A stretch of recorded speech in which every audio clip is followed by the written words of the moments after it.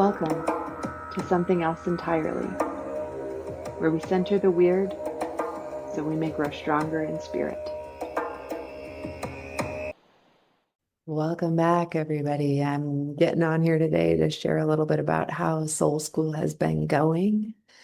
I realize I haven't posted in a while, but also there are a lot of things on the plate shifting and changing. And so we'll begin by setting the frequency. So inhale and out. Eternal source consciousness, the one love from which we have come.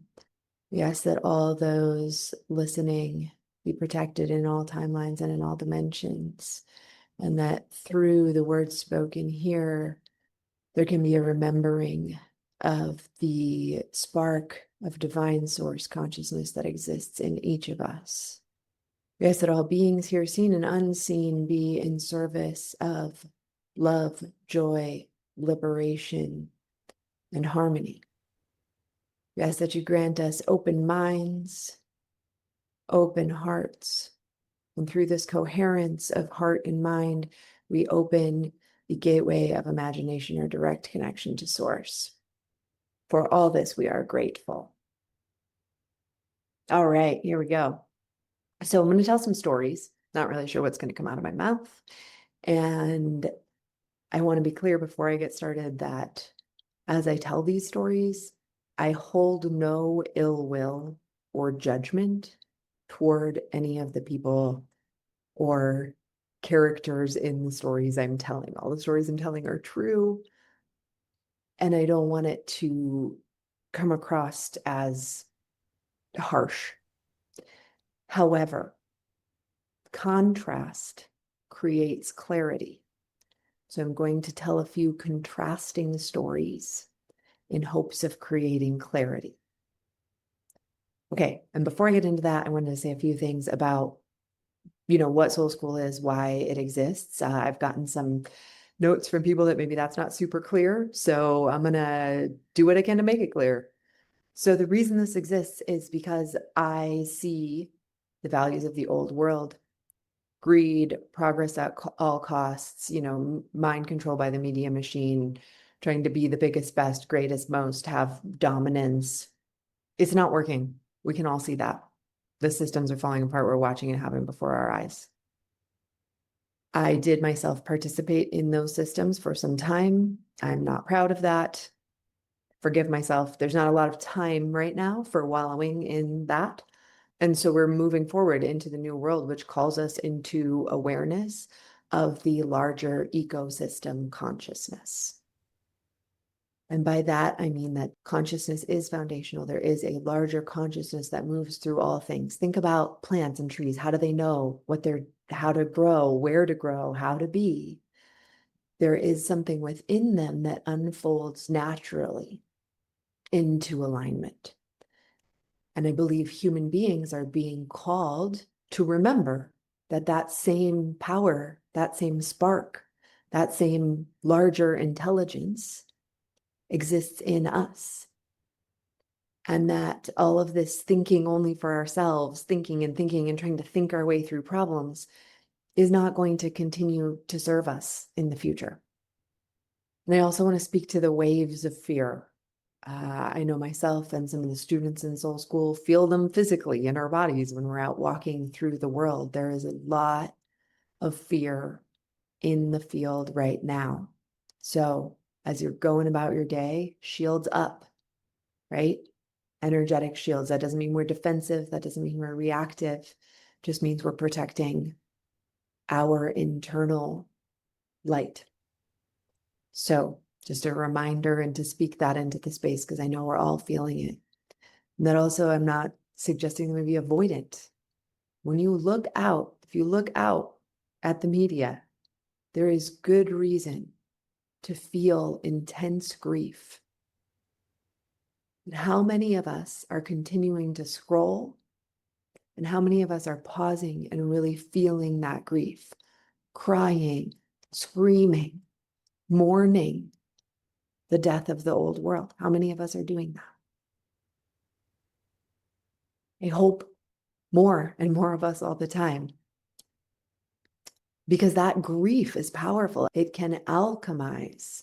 And when fully felt, it can transmute, allowing the light to pour in. But if we stay in that tensed, looking at it, grief, oh my God, it's so bad, right? From that place of nervous system tension,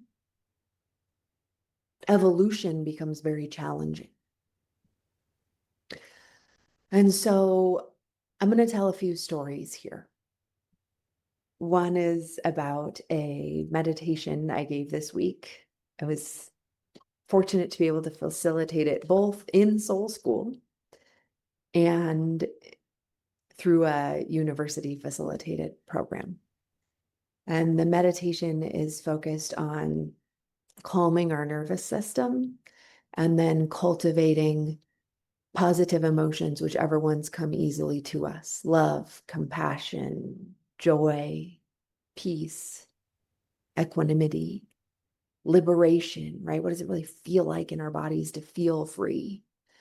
And when I led the meditation in Soul School, students are coming back after saying they heard the spark within them say, we are free, or that they could kind of see the light of their soul saying things like, I just heard over and over, peace and love, peace and love.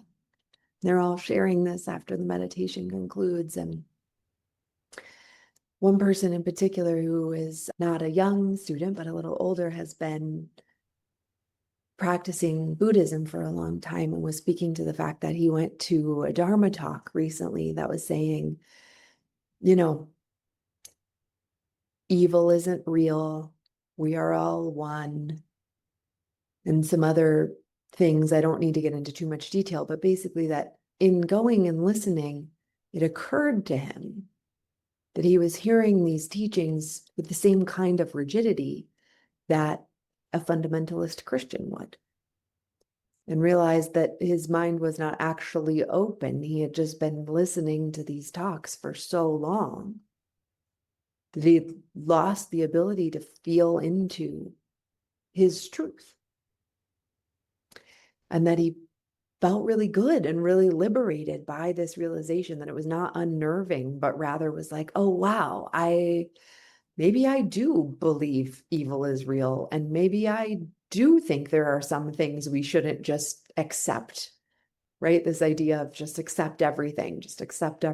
Saying, well, maybe that doesn't feel true to me. Maybe I shouldn't accept some things. For me, that gave me such hope. And again, if what I'm saying here doesn't resonate with you, just turn it off. It's okay, right? Move toward what resonates, away from what doesn't. It's all good. If it does resonate, stick around.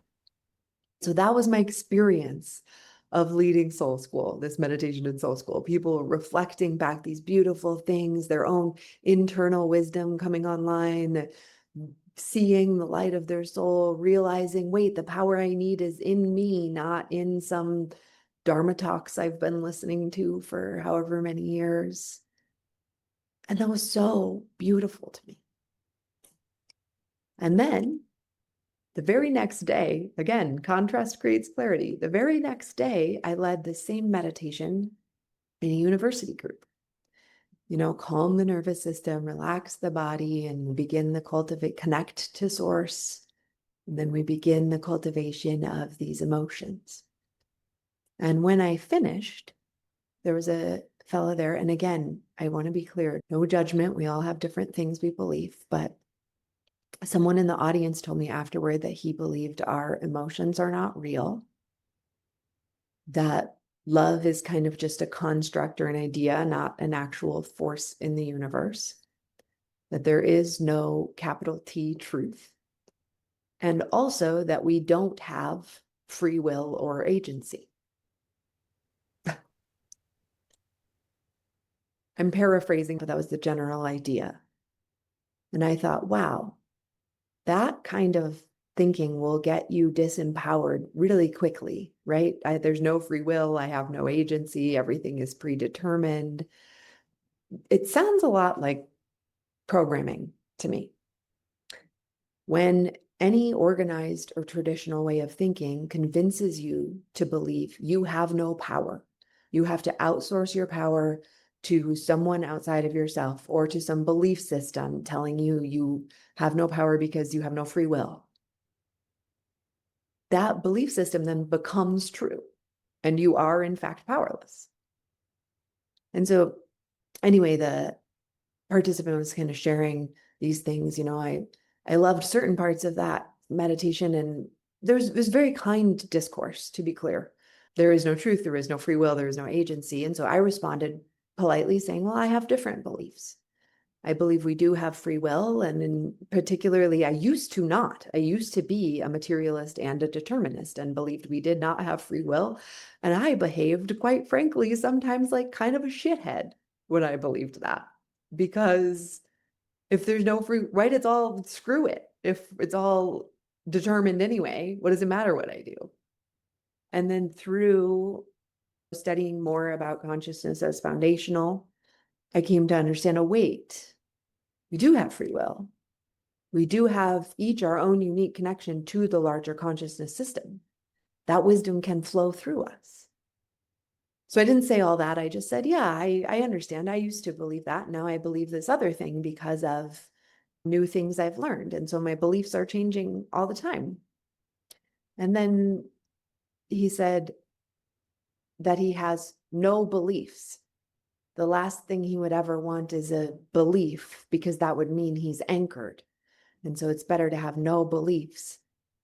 And I thought, well, you just listed all your beliefs. What?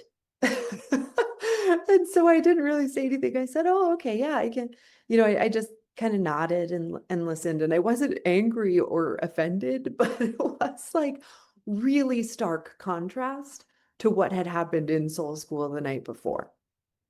And so I'm saying this not to throw shade on anyone, but just to say that what is happening right now requires us to reclaim our agency, to believe in our own internal power, not the kind of corrupt power we hear about from corporations top down, but that we within ourselves have a direct connection to source. And through that connection, we can feel the power of love flow through us. And we can feel the truth of our soul, and the truth will set us free, and we are free indeed. We are free, we are free, we are free. It has to start in here. So that's one contrasting story. Another one I'll tell is that I've been teaching this large class that I've been teaching for years that has a pretty significant chunk of it is oriented toward understanding our media consumption habits, and how that's impacting our worldview, our beliefs, our energy levels, our health, our productivity, all kinds of things, our relationships. And so this past week, they did their first round of projects, and a lot of them chose to investigate the way short form content is impacting their attention spans and their well-being. And many of them discovered, oh boy, it's not good. And so as I was walking around to them, I would ask when they would kind of share a little bit about what they'd researched, I'd say, oh, good. Is any of what you've learned going to change anything about your behavior? And they said, no, probably not. And I said, well, you can change whenever you decide. They said, yeah, I don't know. No. And so this is what our worldview, the dominant worldview, has done to young people. They have the information, they understand it's making them feel bad. And I say, are you going to change your behavior then so that you can feel better? And they tell me, no, I'm not.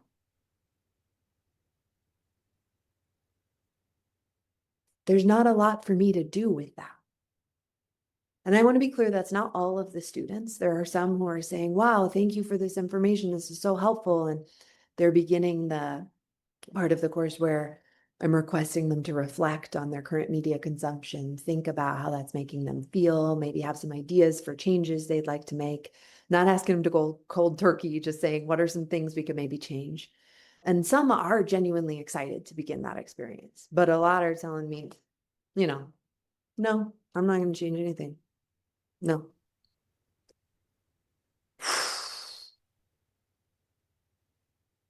And that's a bummer. That's a bummer. The materialist worldview, there is no free will, we have no agency, has left us so disempowered. But not in soul school. So in soul school, I've got kids on there who are getting off the media control situation. I'm asking them, okay, what are we doing? What kinds of, they're giving each other suggestions. They're saying things like, I'm finding my voice again. I used to not believe I could do this. They're finding their power and they're helping each other. It's not just me saying, I'm giving out homework. They're saying, I tried this kind of meditation and I find that helps my experience the most. And other people are saying, okay, I'll try that. So it's this beautiful thing. I'm watching them co-evolve before my eyes. It's incredible. And so this contrast of the current education system, huge classroom, 150 people, most of them folding their arms saying, no, I'm not changing anything. Compared to soul school, where sure, maybe there's only 6 to 12 on any given week. But I'm watching those 6 to 12 transform before my eyes. It's incredible. We had a student on there, and this was a couple weeks ago, and I was leading a meditation focused on cultivating that connection to source. And they come back from the end of the meditation just in tears, saying, oh, I forgot. I forgot that this was available to me this whole time. I forgot that I had this inside me. One meditation. They're hungry for it. And so I'm feeling really inspired. It feels like a beautiful gift to be able to lead this. And yeah, I hope all of you out there are doing whatever you need to do to protect yourselves, to take care of that light within you, to protect your sweet and precious hearts, to ask for help when you need it. We're all in this together. Reach out. If you need help, I'm here. And the free world, the new world is inevitable. I know it looks bad. It is bad. But if any of you have ever seen a woman give birth, it looks bad. You think this woman is dying. This is not, what have they done to her? And I believe that's what's happening to humanity right now.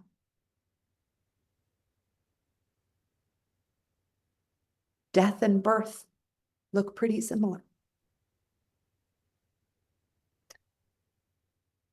And so I hold the vision of soul school as a real place, a real physical place where people of all ages who are interested in rehabbing their souls can come to do that. Sort of a soul rehab program, just as I have had to go through the darkness, a lot of it, and continue to go through it and rehab my own soul. So I hope to support others in doing this, that they may find their way, not through me, but through their own knowing, their own internal knowing. And this world, as I see it, will not be built on being the most or the biggest or the loudest or having the hugest following, but it'll look like small pockets of human beings living well, in harmony with one another, communities where people live simply, beautifully, enjoy abundance and balance. And pluralism is part of this vision. In this new world, there may not be one objective truth, right? So if we think about Christianity got some things wrong, but they got some things right too.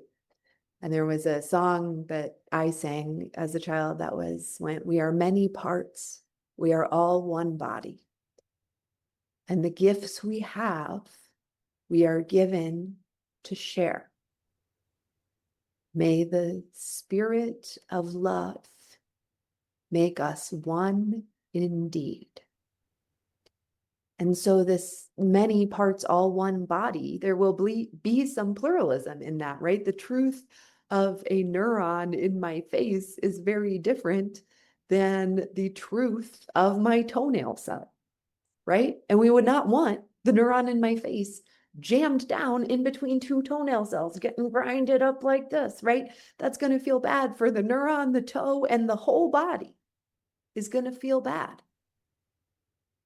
And so in the new world, just as many parts all one body, there may not be one objective truth, just as the truth of the neuron in my face is different than the truth of my toenail cell. Yet, all play their part in harmony with the larger ecosystem consciousness. And this is why I emphasize moving toward what resonates and away from what doesn't. There's no judgment, only alignment with source. A nerve cell doesn't want to be jammed in next to a toenail cell, and that's okay. So too with us. We may have to let go of trying to all believe the same things, or I'm not here trying to convince anyone of anything. Just to transmit that in clearing our filters and listening to source, it is possible to be guided into harmony. And so I hold the vision for a future where Soul School is a physical place where human beings gather together to remember the truth of who they really are, where we engage in practices that support the clearing of our filters, allowing more consciousness to flow through us. We support each other in practices that liberate our hearts and minds and cultivate our unique connection to eternal source consciousness. That Soul School will be a home for truth and remembering.